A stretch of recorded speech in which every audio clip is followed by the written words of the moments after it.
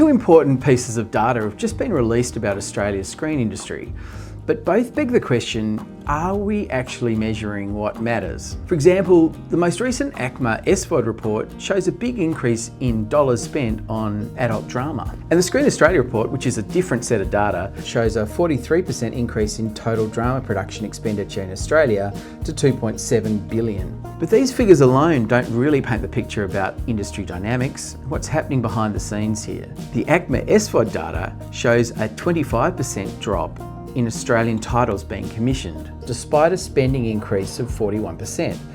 And the large increase recorded in Screen Australia's drama report is being driven largely by international productions, not local stories.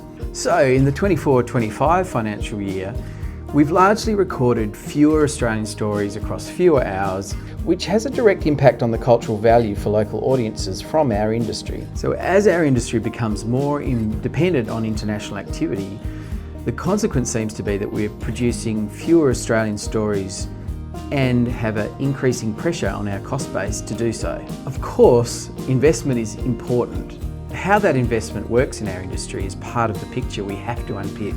In fact, some of the biggest elements of stability in our industry are the terms of trade or deals that are being struck between commissioners and producers. Some of this is part of the reason why it's so important that the government has stepped in the way it has for the long-term security behind our industry from elements such as the streaming regulation that's just gone through the Parliament and also the top-up investment to the ABC. However, there's still a lot of work to be done here.